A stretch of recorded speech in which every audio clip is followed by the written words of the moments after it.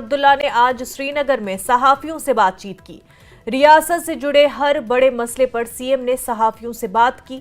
CM Omar Abdullah ने सबसे बड़ी बात जम्मू कश्मीर की रियासत के हवाले से कही। उन्होंने कहा कि रियासत का दर्जा जल्द बहाल होगा। मरकजी हुकूमत ने रियासत का दर्जा बहाल करने का वादा किया है। खुद वजीर दाखिला ने जल्द रियासत का दर्जा देने का वादा किया, इसलिए हम सुप्रीम कोर्ट जाने के बजाय दिल्ली में लोगों से मिल रहे हैं।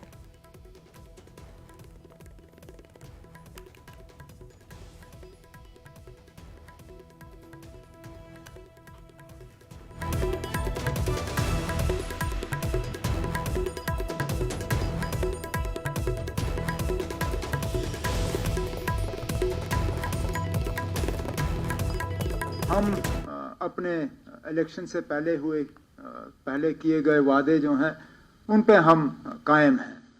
हम अपनी जगह मान के चलते हैं कि जिन वादों के बुनियाद पे लोगों ने हमें हुकूमत बनाने की इजाज़त दी, मैंडेट दिया, उनसे हम मुकर नहीं जाएंगे। कुछ ऐसे वादे हैं जिनको हमने फौरी तौर अमल में लाने की शुरुआत की है। कुछ के लिए जम्मू कश्मीर का निज़ाम और हमारी जो स्टेटस है उसको बदलाना जो है वो बहुत ज़्यादा ज़रूरी होगा। हम उम्मीद करते हैं कि जम्मू कश्मीर का यूटी रहना ये एक टेम्पररी फेज़ है, वक्त की बात है। जम्मू कश्मीर के लोगों ने बढ़ चढ़ के अक्टूबर के इंतखाबात में हिस्सा लिया और हिस्सा लेने के बाद मुल्क की क़यादत ने जम्मू कश्मीर के लोगों की तारीफ की, कहा कि उम्मीद से ज़्यादा लोगों ने इलेक्शन में हिस्सा लिया। अब हम जम्मू कश्मीर के बाशिंदे, हम जो यहाँ के रहने वाले जो हैं, अब हम उम्मीद कर रहे हैं कि इलेक्शन में लोगों ने हिस्सा लिया, अब उसका कुछ ना कुछ तो लोगों को इसके बरक्स मिलना चाहिए। सीएम उमर अब्दुल्ला ने रियासत का दर्जा देने के मामले पर रद्द-ए-अमल का इजहार किया। उन्होंने कहा कि सुप्रीम कोर्ट जाने के बजाय हमने मरकजी हुकूमत से बात करने का इंतखाब किया। मरकजी हुकूमत ने रियासत का दर्जा बहाल करने का वादा किया है। कुछ ना कुछ तो लोगों को इसके बरक्स मिलना चाहिए और सबसे बड़ा वादा जो जम्मू कश्मीर के लोगों के साथ अगर मरकजी हुकूमत ने किया है वो जम्मू कश्मीर को दोबारा रियासत का दर्जा वापस देने का वादा है। तो हम उम्मीद करते हैं कि इसमें वक्त नहीं लगेगा। वैसे भी अगर आप देखें तो लगभग 1 साल पहले जब सुप्रीम कोर्ट ने 370 के मामले में अपना फैसला सुनाया था तो उस वक्त स्टेटहुड को लेके उन्होंने कहा था कि एज सून एज पॉसिबल, मतलब जितनी जल्दी हो सके। अब 1 साल हो गया है तो हम तो मानते हैं कि 1 साल जो है वो एज सून एज पॉसिबल के लिए काफ़ी है और जल्द से जल्द जम्मू कश्मीर को रियासत का दर्जा जो है वो वापस मिल जाएगा। श्रीनगर से एनसी एमपी आगा रूहुल्ला ने रिजर्वेशन और उनकी पार्टी के मामले पर बयान दिया है। उन्होंने कहा कि लोग समझते थे कि हमारी पार्टी खानदानी पार्टी है, यहाँ सिर्फ डॉक्टर फारूक को बोलने की इजाज़त है, लेकिन ये सच नहीं। मुझे खुशी है कि हमारे एमपी तलबा के लिए सड़कों पर आ गए। हमने एक ज़ीली कमेटी बनाई है। ये मामला हाई कोर्ट में भी ज़ेर समाअत है। आइंदा पार्लियामेंट इजलास में रिजर्वेशन के बारे में हम आवाज़ उठाएंगे।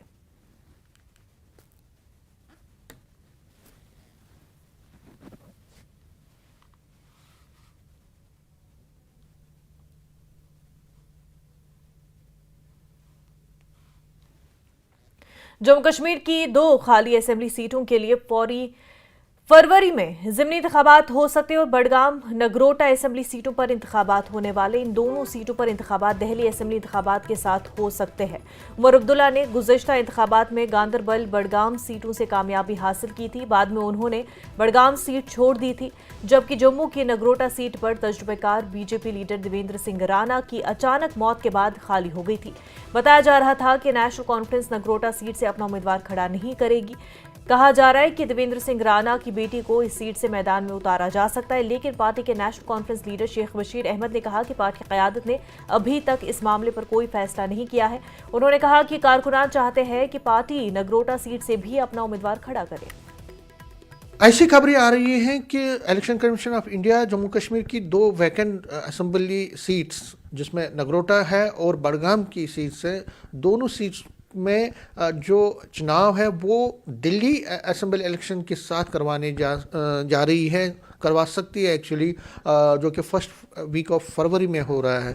तो इसका मतलब है कि जो दोनों सीटें हैं उस पर भी चुनाव हो सकते हैं। जाहिर तौर पर अगर हम नगरोटा की बात करें तो देवेंद्र सिंह राणा जो कि बीजेपी के एमएलए थे, वहाँ से उनका देहांत हुआ और इस तरह से बडगाम की सीट को उमर अब्दुल्ला, चीफ मिनिस्टर उमर अब्दुल्ला ने वैकेंट किया जब उन्होंने जो गांधरबल की सीट रिटेन की, लेकिन उस बडगाम की सीट को वैकेंट किया। तो ये दोनों सीटें अब वैकेंट हैं और उन पर चुनाव हो सकता है।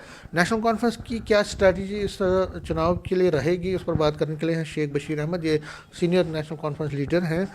दो सीटें हैं बशीर साहब, एक तो नगरोटा की सीट है और बडगाम की सीट है। पहले नगरोटा की सीट पर आपसे जानना चाहूँगा, चीफ मिनिस्टर ने एक हिंट दिया था कि हो सकता है पार्टी जो है वहाँ से देवेंद्र सिंह राणा, क्योंकि उनके साथ एक अच्छी रिलेशंस थी और पहले भी रहे हैं, और वहाँ से चुनाव नहीं लड़ेंगे, क्या ऐसी चर्चा है? ऐसा नहीं है। जब इलेक्शन अनाउंस होगा तो हमारा जो पार्लियामेंट्री बोर्ड है वो बैठेगा और वो फैसला करेगा कि हमको क्या करना है। हमने गुज़श्ता चुनाव जो असम्बली का लड़ा उसमें कैंडिडेट खड़ा किया और अच्छा खासा वोट लिया और हमें वोटर का एहतराम है। तो उस वक़्त जो राय उभरेगी वो सामने आ जाएगी, तब तक इंतज़ार करना पड़ेगा। मतलब अभी आपने हतमी फैसला, लेकिन क्या चर्चा क्या है, क्या ऐसा है? इस बात का इंतज़ार किया जा रहा है कि इलेक्शन कमीशन अनाउंस करे कि चुनाव कब होने हैं।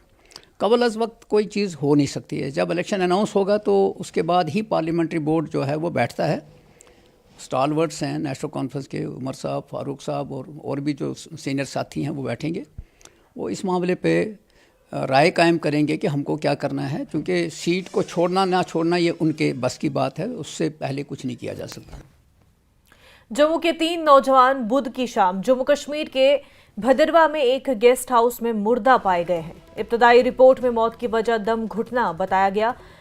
एसएसपी डोडा संदीप मेहता ने कहा कि दोनों नौजवान की लाश एक कमरे में मुर्दा पाई गई, जबकि एक लाश बैतुल खुला से मिली है। केस की हर जाविये से तफ्तीश की जा रही है।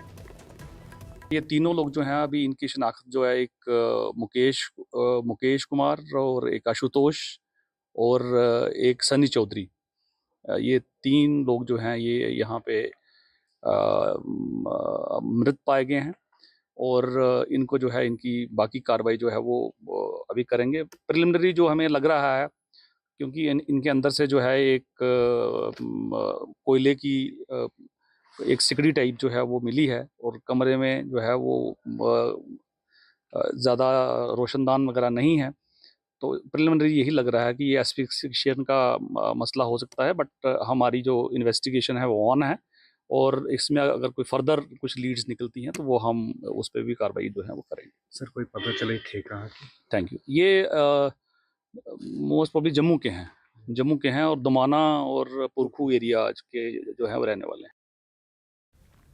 कटरा उधमपुर पर रोड पर एक तेज रफ्तार ट्रक बेकाबू होकर 3 से 4 गाड़ियों से टकरा गया। इस दौरान पैदल चल रहे एक मुअम्मर शख्स को भी कुचलकर हलाक कर दिया गया। मुतवफ़्फ़ी को कटरा अस्पताल ले जाया गया। पुलिस ने इस मामले में मुकदमा दर्ज कर दिया गया है और मजीद मामले की जांच जारी है। फिरोजपुरा टंगमर्ग में आतिशज़दगी का दिल दहलाने वाला वाकया पेश आया, जिसमें 2 मासूम बच्चों की जानें गईं। यह खानदान एक आरजी टीन शेड में रिहाइश पजीर था, जिसमें आग लग गई, जिसके नतीजे में ये अलमनाक नुकसान हुआ। पुलिस और तहसीलदार टंगमर्ग ने जाए वक़ूअ का जायजा लिया और तहक़ीक़ात शुरू कर दी। अनफॉर्चुनेट और हार्ट रंचिंग इंसिडेंट पेश आया मोहम्मद अशरफ डार के शेड में, जहाँ पे वो भी रह रहे थे, वहाँ पे आग लगी हुई थी। तो उस अनफॉर्चुनेट इंसिडेंट में उनके 2 बच्चे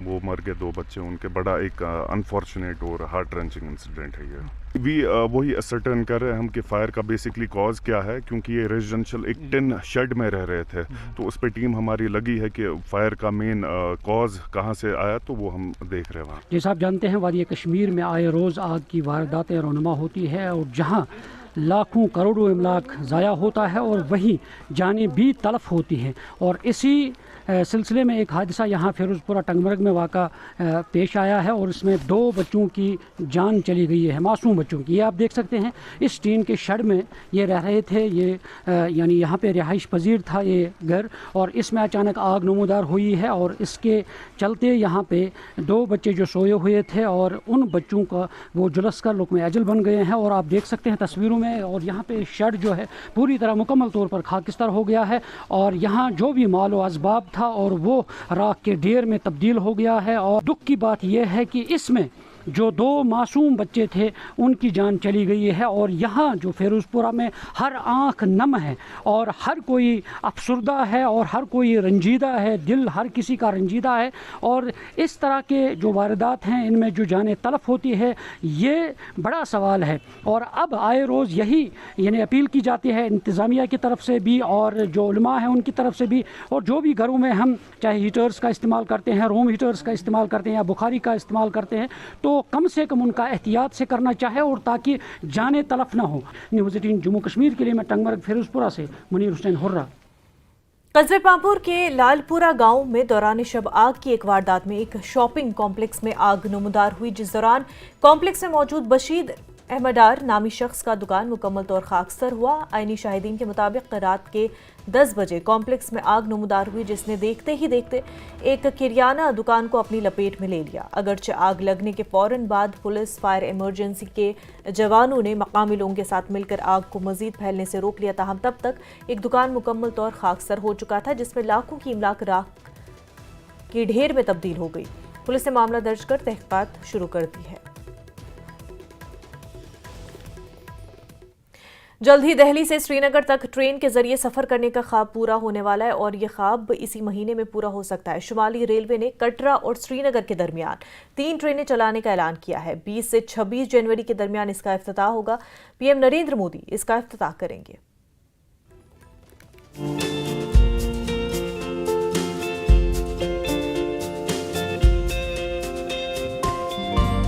एक सपना जो सच होने जा रहा है, एक ख्वाब जो पूरा होने जा रहा है।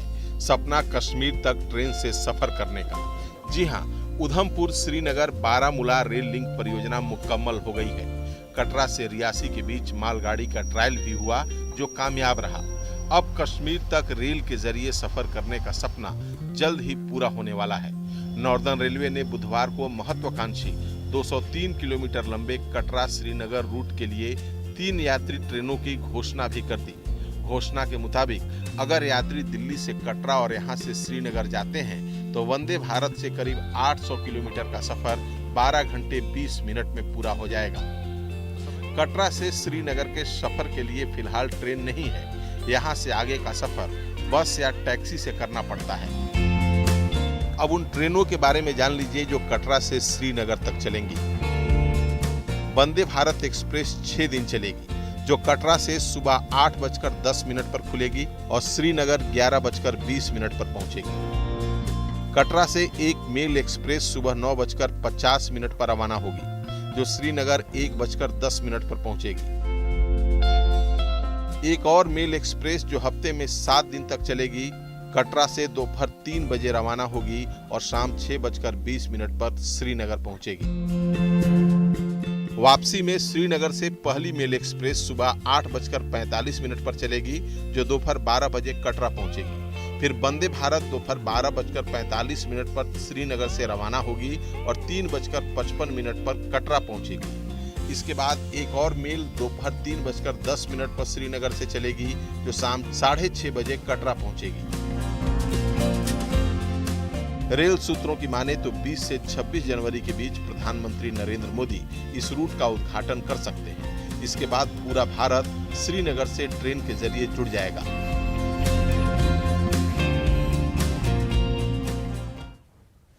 जम्मू और कश्मीर को रेल सर्विस से जोड़ने के लिए बारामूला और उधमपुर के दरमियान 272 किलोमीटर लंबे कश्मीर रेल प्रोजेक्ट को 22 साल पहले साबिक वजीर आजम अटल बिहारी वाजपेयी की हुकूमत ने कौमी प्रोजेक्ट करार दिया था और अब इस रेल प्रोजेक्ट को कौम के नाम वक्फ करने से पहले हिफाजती नुक्ते निगाह से हतमी मुआयना करने के लिए commissioner of railway safety Dinesh Chand Deswal 6 जनवरी को कटरा और रियासी के दरमियान सेफ्टी इंस्पेक्शन के लिए 2 रोजा दौरे पर पहुंच रहे हैं। मेरा दीप्तेश सिंह है, मैं गाजियाबाद से हूँ।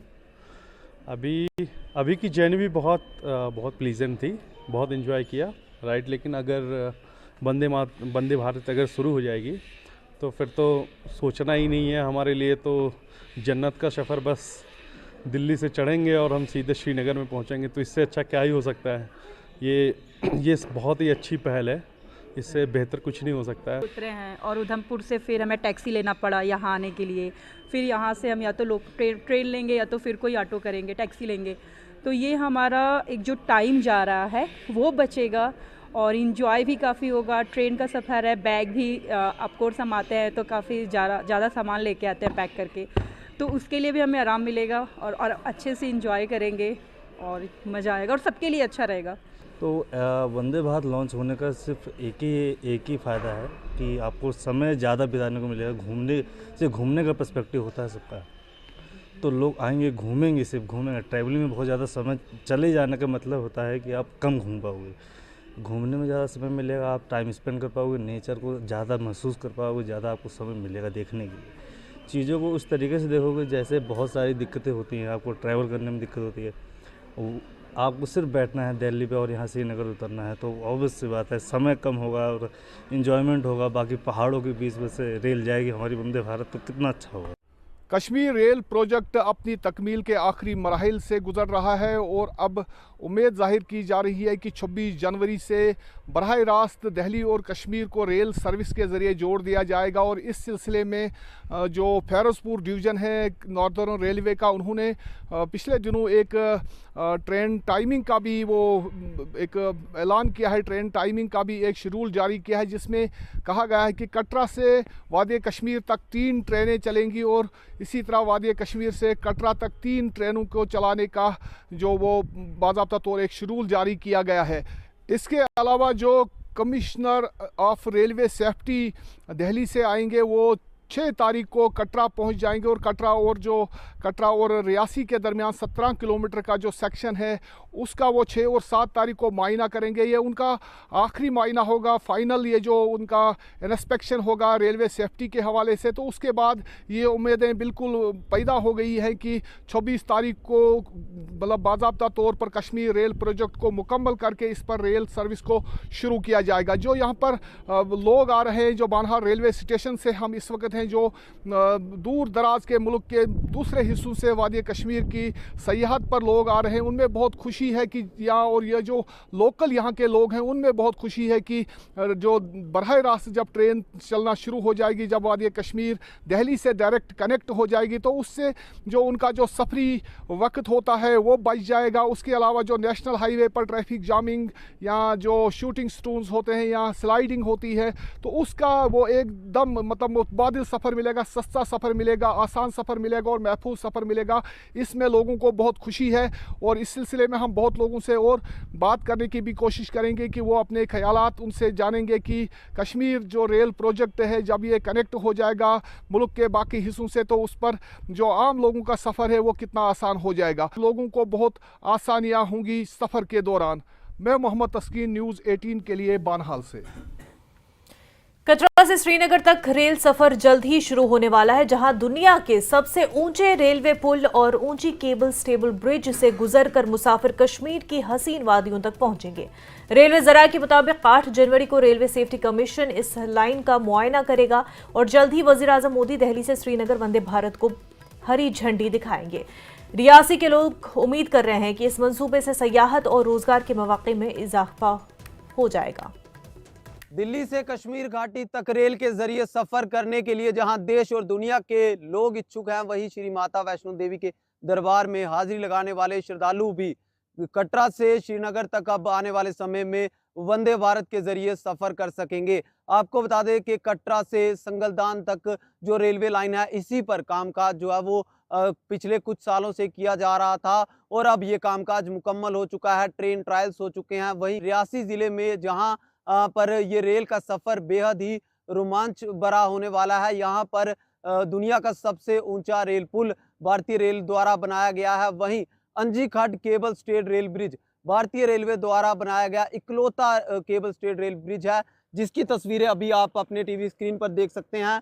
और सिंगल पायलान पर बना ये भारतीय रेलवे द्वारा बनाया गया पहला केबल स्टेड रेल ब्रिज है। यहीं से वंदे भारत हो या फिर अन्य ट्रेनें हो, जो ट्रेन इंट्रोड्यूस की गई हैं, वो ट्रेनें यहीं से गुजरेंगी और यात्रियों का सफ़र जो है वो बेहद ही रोमांच से भरा होगा। कई दशकों तक रियासी ज़िले के लोगों ने भी इस रेलवे लाइन के मुकम्मल होने और यहाँ से रेलगाड़ी को चलता देखने का सपना कई सदियों से लोग देखते आ रहे हैं। और अब उम्मीद ये जताई जा रही है कि इस इलाके में चाहे वो टूरिज्म बढ़ेगा या फिर युवाओं के लिए रोजगार बढ़ेगा, ऐसी उम्मीदें लगाई जा रही हैं। उधमपुर श्रीनगर बारामूला रेल लिंक परियोजना के मुकम्मल होने के लिए सबसे बड़ा रोड़ा T33 टनल बना हुआ था।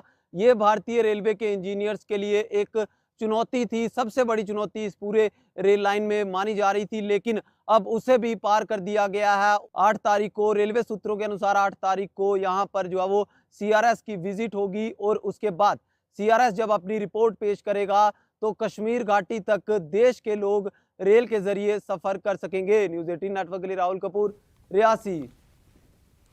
वादी कश्मीर से रेल लिंक और ट्रेन ऑपरेशन प्लान शुमाली रेलवे के फिरोजपुर डिवीजन ने जारी किया और जिसने श्री माता वैष्णो देवी कटरा रेलवे स्टेशन से वादी कश्मीर तक ट्रेन ऑपरेशन का मंसूबा जारी किया।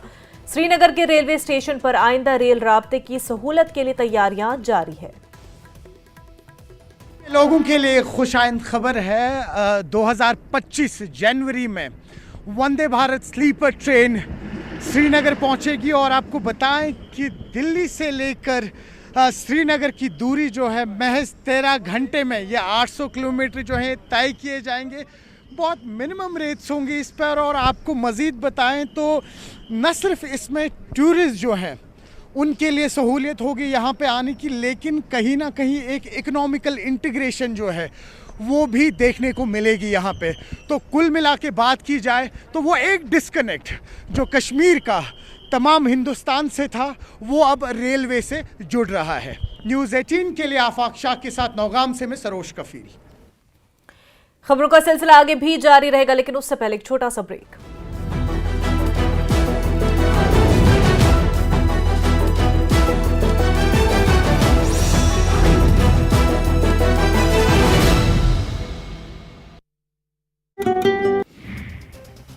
भिवानी में दलित छात्रा सुसाइड केस का आरोपी राहुल गिरफ्तार, छात्रा को प्रताड़ित करने का आरोप। दलित छात्रा सुसाइड मामले में SID head DSP Dilip Singh ने की प्रेस कॉन्फ्रेंस, का आरोपी राहुल पर पहले से भी साइबर फ्रॉड के 3 केस हैं दर्ज। लोहारू में दलित छात्रा की आत्महत्या के मामले ने पकड़ा तूल, कांग्रेस ने हरियाणा सरकार को घेरा, कैबिनेट मंत्री कृष्ण बेदी ने कांग्रेस विधायक राजबीर फरटिया पर लगाए गंभीर आरोप। दलित छात्रा आत्महत्या मामले पर कैबिनेट मंत्री अनिल विज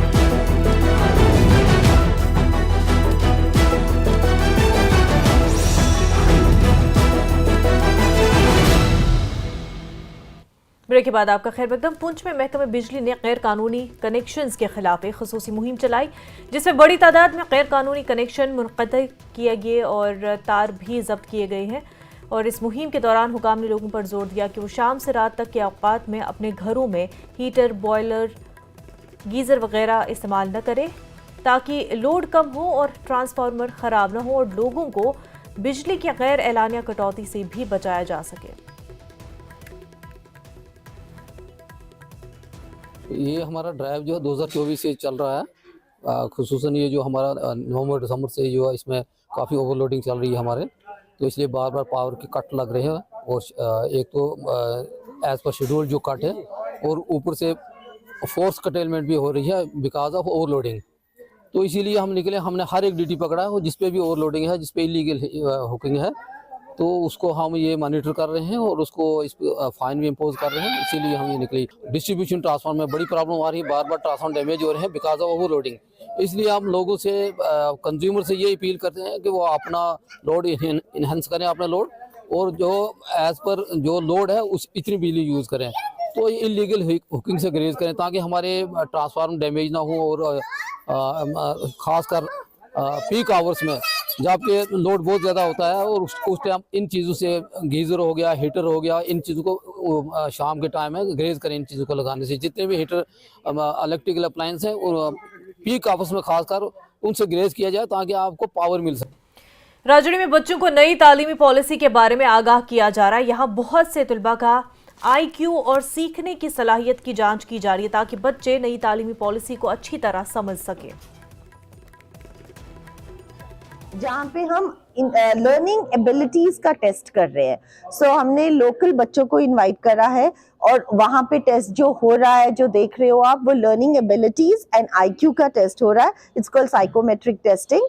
एंड इससे ये फायदा होगा बच्चों का, पेरेंट्स को जो आए हैं उनको पता चलेगा बच्चे का IQ लेवल कितना है।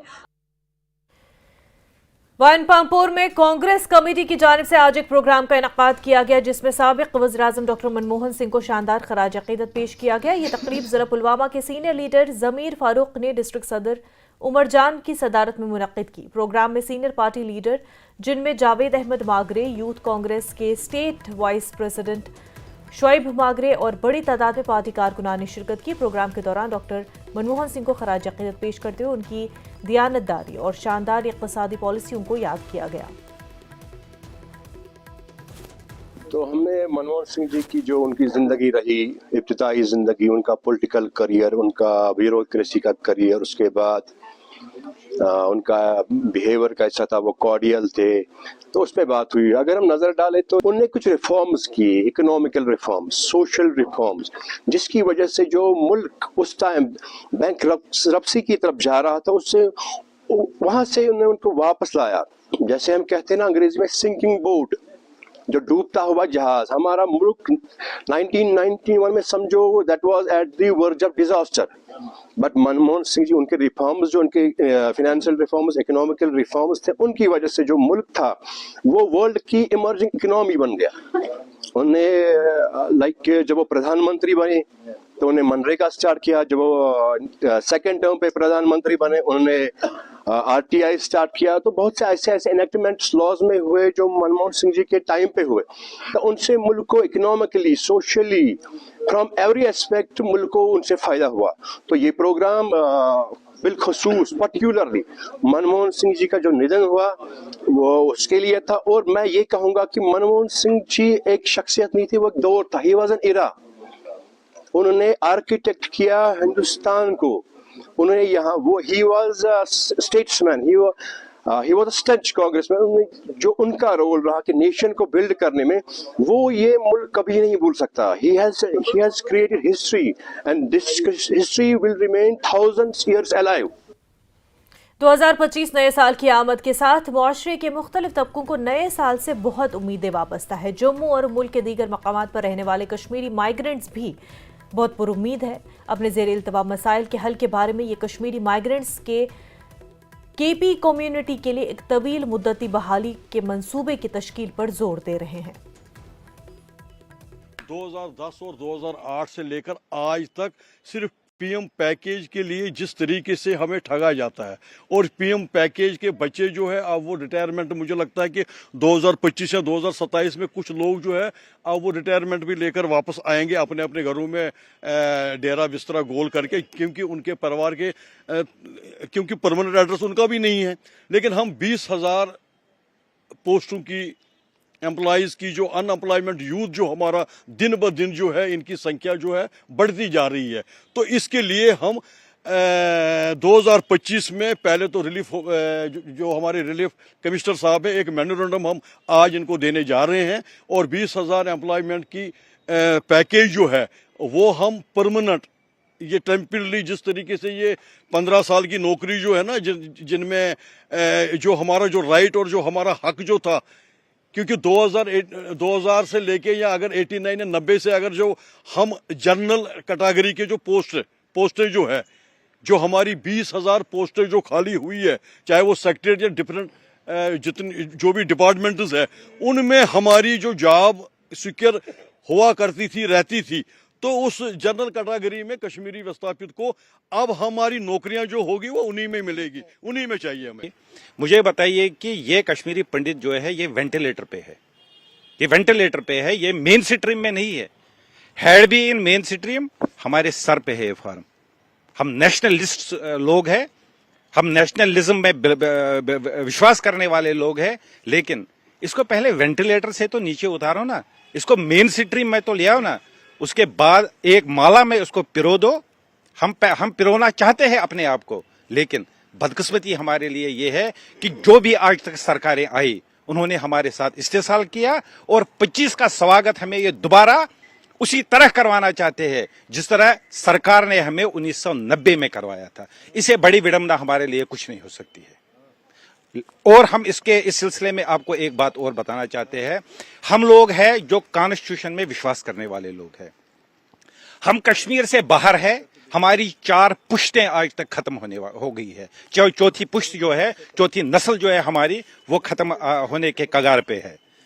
मैं आपको ये बताना चाहता हूं, हम नेशनलिस्ट्स थे, हम नेशनलिस्ट्स है, और हमारी आने वाली नस्लें जो है उनका एक एक खून का बूंद जो है वो हमारे वतन के लिए कुर्बान है। लेकिन अगर हमारे साथ ऐसी ही ज्यादतियां होती रही, कश्मीरी पंडित अब जाग गया है, ये चुप रहने वाला अब नहीं है।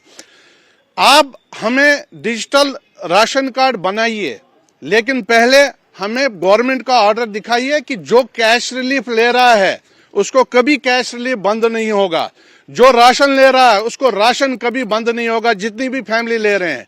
और जो कार्ड बनाओगे आप, उस पे हमें डिस्प्लेस्ड कम्युनिटी का टैग लगा दो। नहीं तो पहले हमें रिहेबिलिटेट करो, बाद में हम ये नफसा फार्म भरेंगे। अदरवाइज कम्युनिटी के साथ धोखा मत करो। जब तक हम डिस्प्लेस्ड हैं, हमें कोई भी दुनिया का ताकत ऐसे धोखाधड़ी नहीं कर सकता, हम फार्म नहीं भरेंगे। सामान रखा है, भारत के झंडे तले हम आज तक चले रहे, तो इसकी तरफ उन्होंने आज तक ध्यान नहीं दिया। हमारे साथ बाकी कम्युनिटी है, ये खाली हमारी कम्युनिटी नहीं है जो इस रिलीफ इसका वो बेनिफिट लेते हैं। इसमें सरदार कम्युनिटी भी है, इसलिए मुस्लिम कम्युनिटी भी है, इसलिए जम्मू के लोग भी है जो वहाँ माइग्रेंट थे वो भी ले रहे हैं। तो पर्टिकुलरली अगर देखा जाएगा, सफर आज जो कश्मीरी पंडित कम्युनिटी कर रही है। इसलिए हम चाहते हैं कि 2025 जो आने वाला, हमें भी उम्मीद है कि जिस तरह एक बच्चा जन्मता है फिर आगे बढ़ता है, या बुजुर्ग को उम्मीद होती है नया साल उसके लिए अच्छा हो रहा चाहिए, हम भी यही चाहते हैं कि जो परेशानियों में आज हम घूम रहे हैं या इधर उधर कर रहे हैं, उन परेशानियों में दूरी मिल जाए। जम्मू कश्मीर के कई इलाकों में बर्फबारी हुई। बर्फबारी की वजह से कई सड़कें बंद हैं और लोगों को भी परेशानी का सामना। ये तस्वीर कुपवारा की है, जहां सरहदी इलाकों में शदीद बर्फबारी के बाद सड़कें बंद हो गई, लेकिन कई फुट बर्फ जमा हो गई है। करना, केरन और मसिल के दरमियान सड़क बंद हो गई, जिसकी वजह से सरहदी इलाकों के लोगों का जिले हेडक्वार्टर से राब्ता मुनक़ता हो गया है। और वहीं जम्मू में सुबह से ही धुंध और कोहरा छाया हुआ है, जिसकी वजह से परवाजें और ट्रेनें ताखीर से चल रही हैं। कम विजिबिलिटी की वजह से ड्राइवरों को सड़कों पर चलने में मुश्किलात का सामना है। धुंध की वजह से दर्जे हरारत में भी कमी आई। शहरियों की मामूलाती जिंदगी भी मुतासिर है।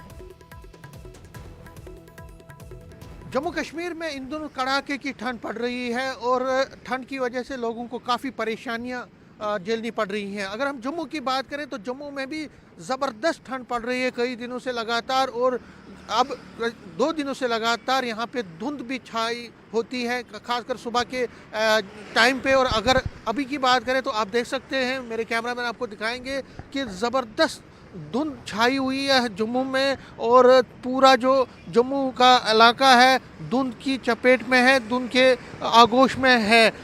इस धुंध की वजह से मैं आपको बता दूं काफ़ी लोगों को मुश्किलों का सामना करना पड़ रहा है, और लोगों के जनजीवन पे भी इस पर काफ़ी असर पड़ा है। इस धुंध की वजह से जो खासकर जो लोग हैं वो घर से बाहर कम ही सुबह के टाइम निकल रहे हैं, और जब धुंध साफ़ होती है तो उसके बाद ही, जब सूरज निकलता है या मौसम क्लियर होता है तो उसके बाद ही वो बाहर निकलते हैं। चाहे वो बच्चे हों, चाहे वो ऑफिस जाने वाले लोग हैं, या जो बिजनेस तबका है, वो ज़्यादातर सुबह के टाइम घर में ही रहना पसंद करते हैं। और आप देख सकते हैं, अगर हम व्हीकल ट्रैफिक की बात करें तो हम इस वक्त विक्रम चौक पे खड़े हैं, और आप देख सकते हैं जो ट्रैफिक है वो तो ठीक चल रहा है, लेकिन लाइट्स का सहारा लिया जा रहा है। और आप देख सकते हैं जितनी भी गाड़ियां चल रही हैं, लोगों ने अपनी जो लाइट्स हैं गाड़ियों की उनको ऑन करके रखा हुआ है, क्योंकि सामने की जो उनका जो विजन है वो सामने साफ दिखाई नहीं दे रहा है धुंध की वजह से। तो इसीलिए व्हीकल्स में जो लाइट्स हैं, चाहे 2 व्हीलर्स हैं या 4 व्हीलर्स हैं, सभी लोग जो है लाइट्स का इस्तेमाल कर रहे हैं। मौसम विभाग की बात करें तो उनका ये कहना है कि जो कड़ाके की ठंड जम्मू में पड़ रही है, जम्मू डिवीज़न में पड़ रही है, वो कुछ दिन और रहेगी और उसके बाद ही कुछ संभावना है कि मौसम ठीक होगा, लेकिन तब तक लोगों को इस ठंड का जो है सामना करना पड़ेगा। हालांकि लोग अब तदाबीर भी इस्तेमाल कर रहे हैं। देखिए, एक बूढ़े चाचा भी हमसे मिले हैं। क्या नाम है आपका? मोहम्मद हुसैन। कितनी ठंड पड़ रही है? हाँ, ठंड बहुत है। ज़्यादा है? हाँ, आप कहाँ से आए हो? मैं नौशहरा से। नौशहरा से। हाँ, इतनी ठंड है, ज़बरदस्त पड़ रही है? हाँ, बहुत ठंड है। कितनी मुश्किलें आ रही हैं? मुश्किलात कितनी हो रही है? हाँ, मुश्किलें और बहुत मुश्किल है। कैमरामैन चांद के साथ में समीर भट्ट, न्यूज़ 18 जम्मू। मुगल रोड पर बर्फबारी और फिसलन की वजह से गाड़ियों का चलना मुश्किल हो गया है। डिप्टी कमिश्नर शोपियां शाहिद सलीम डार ने बताया कि मैकेनिकल डिपार्टमेंट की मदद से 2 दिन में बर्फ हटाई गई। उन्होंने कहा कि अगर मौसम अच्छा रहा तो आम ट्रैफिक के लिए सड़क को जल्द ही खोल दिया जाएगा। रोड हमने क्लियर कर दिया है from Poonch side and from Shopian side. तो बट आपने भी अभी देखा, हम खुद इकट्ठे हम ट्रैवल करके आए हैं, आप भी हमारे साथ थे, कि पब्लिक के लिए अभी एडवाइजेबल नहीं है कि उनको एलो किया जाए। हाँ, अगर धूप अच्छी रहती और ये क्लियर हो, स्लिपरी कंडीशंस नहीं होती, तो इसको एलो किया जा सकता है। Still we are monitoring it, लेकिन अभी भी फोरकास्ट है, आज रात का है, फिर 4 से 6 का है, तो अभी एडवाइजेबल नहीं है। But it is being monitored.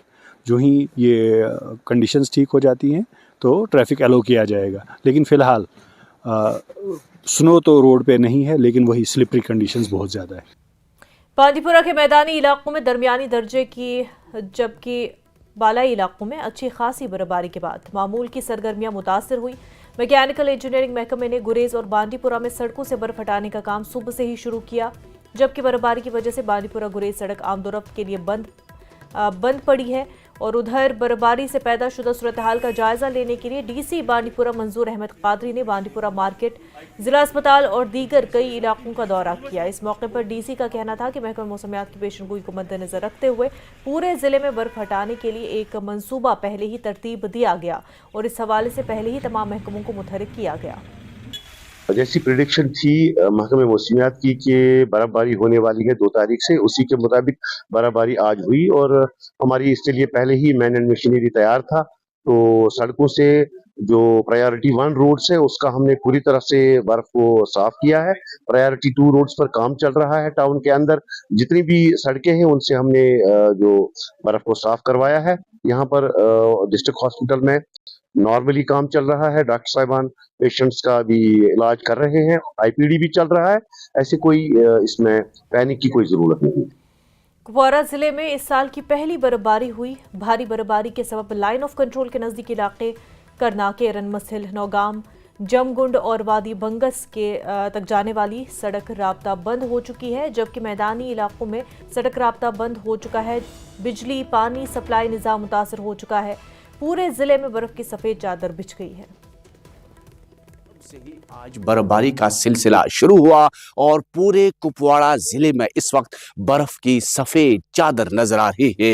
यानी कि सवेरे जो ही लोगों ने आंखें खोली तो बाहर बर्फ ही बर्फ नजर आ रही थी। वही सरहदी इलाके करना, केरन और मुत्सिल के तीनों सड़क राब्ते आमद रफ्त के लिए फिलहाल बंद कर दिए गए हैं, जबकि इंतजामिया ने एक बड़े इकदामात के तहत इन सरहदी इलाकों के लोगों के लिए मुसाफिर खाने खोले हैं। लद्दाख के करगिल में बर्फ स्की और स्नो बोर्ड एसोसिएशन ने मसनूई बर्फ बनाने वाली मशीन की कामयाब तैयारी करके एक नया संग मील अबूर किया। इस मिशन को सादिक अली और उनकी टीम ने तैयार किया, जो सर्दियों के खेलों और सयाहत के लिए अहम साबित हो सकता है।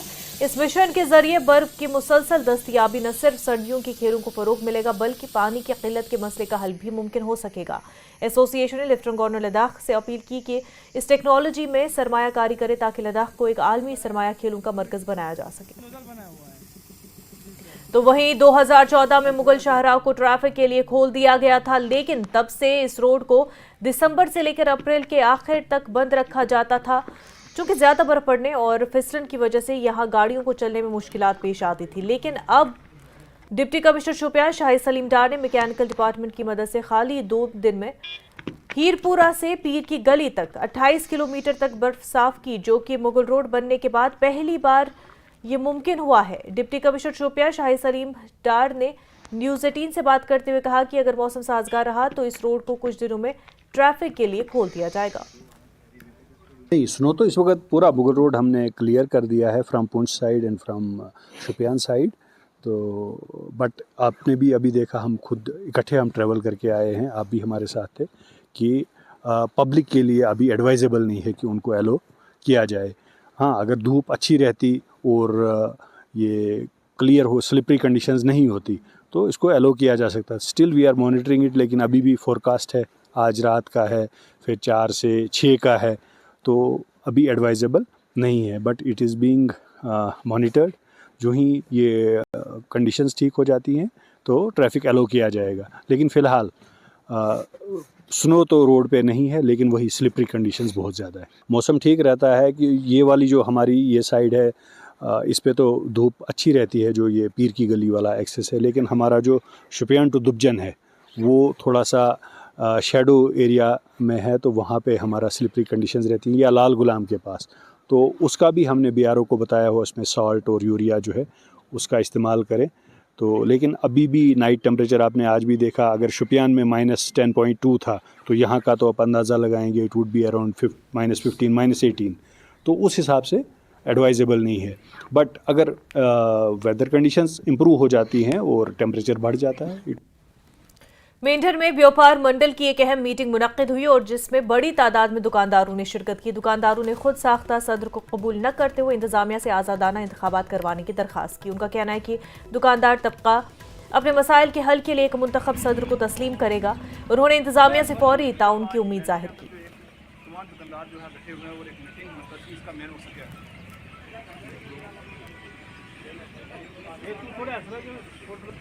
हमें सोशल मीडिया के माध्यम से पता चला कि आनंद फानंद में कुछ लोगों ने जो है ना व्यापार मंडल का प्रेसिडेंट का जो है ना वो सदर को जो है ना मुंतखब किया है, तो 2-4 बंदों ने।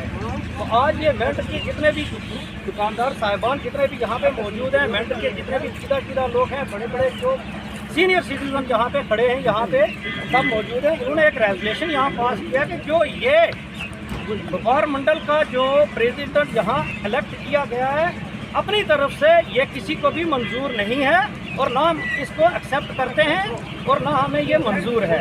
इन लोगों ने आज पूरे मेंढर के व्यापार मंडल के जितने भी दुकानदार हैं, इन सब ने यहाँ पे मीटिंग रखी थी और उसमें ये पास किया गया कि भाई यहाँ पे कोई भी इलेक्ट हो, चाहे वो हिंदू हो मुसलमान हो, इसमें कोई भेदभाव नहीं होना चाहिए। किसी को भी बनाए पर पूरे रजामंदी से, जो भी जितने भी हमारे दुकानदार हैं सबकी रजामंदी से बनना चाहिए। उसके लिए इन्होंने आज ये कॉल की थी। एक सिस्टम के तहत एक लिस्ट हमारी 2000 दुकानदार हैं और जो अरसा 40, 45, 50 साल से दुकानें कर रहे हैं और ये एक बहुत बड़ा दायरा है हमारा। तो ये सब दुकानदारों ने इसका अपना एतराज़ जताया कि जो प्रेसिडेंट बने हैं किसी दुकानदार को पता ही नहीं है। वक्त हो गया एक छोटे से ब्रेक का, जल्द होंगे हाजिर।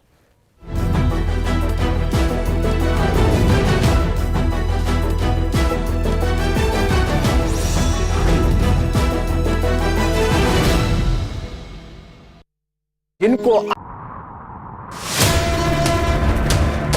सत्ता के प्रभाव से विपक्ष के वार तक समझेंगे राजनीति का हर दांव पेच।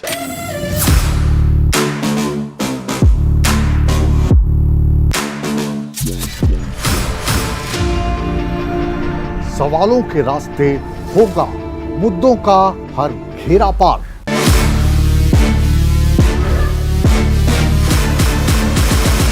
चक्रव्यूह देखिए मुकेश राजपूत के साथ सोमवार से शुक्रवार शाम 5:56 पर। भिवानी में दलित छात्रा सुसाइड केस का आरोपी राहुल गिरफ्तार, छात्रा को प्रताड़ित करने का आरोप। दलित छात्रा सुसाइड मामले में SID head DSP Dilip Singh ने की प्रेस कॉन्फ्रेंस, कहा आरोपी राहुल पर पहले से भी साइबर फ्रॉड के 3 केस हैं दर्ज। लोहारू में दलित छात्रा की आत्महत्या के मामले ने पकड़ा तूल, कांग्रेस ने हरियाणा सरकार को घेरा, कैबिनेट मंत्री कृष्ण बेदी ने कांग्रेस विधायक राजबीर फरटिया पर लगाए गंभीर आरोप।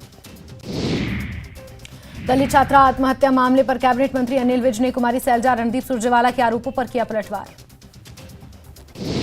हरियाणा की पूर्व शिक्षा मंत्री गीता बुक्कल ने दलित छात्रा के सुसाइड पर कृष्ण बेदी के बयान को दुर्भाग्यपूर्ण बताया। बीजेपी पर राजनीति करने का लगाया आरोप।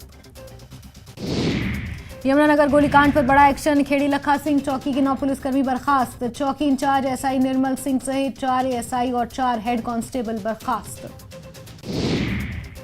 जम्मू कश्मीर के कटरा के गेस्ट हाउस में 3 युवकों की संदिग्ध हालत में मिले शव। कमरे और टॉयलेट में मिले शव। जम्मू पुलिस जांच में जुटी। कटरा में बेकाबू ट्रक का कहर। 4 गाड़ियों को टक्कर मारते हुए सेरली पुलिस चौकी में घुसा। एक बुजुर्ग को रौंदा, हालत गंभीर। जल्दी श्रीनगर तक चलेगी Vande Bharat train. Northern railway ने 203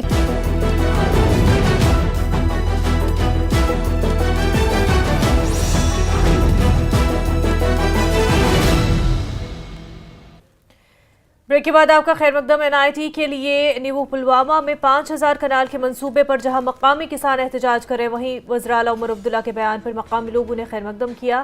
वज़ीर-ए-आला ने कहा कि अगर मकामी लोग इस पर एतराज़ कर रहे हैं तो हुकूमत इस प्रोजेक्ट को दूसरी जगह मुंतकिल करेगी। डीडीसी मेंबर पुलवामा जावेद रहीम भट्ट ने वज़ीर-ए-आला के इस बयान का खैर मकदम करते हुए कहा कि इससे किसानों को राहत मिलेगी। ताहम उन्होंने कहा कि काकपुर और शोपियां रेलवे लाइन मंसूबे पर भी नजरसानी की ज़रूरत है। एग्रीकल्चर हो या खासकर हार्टिकल्चर लैंड हो, लोग बिल्कुल डिपेंडेंट हैं इस पे।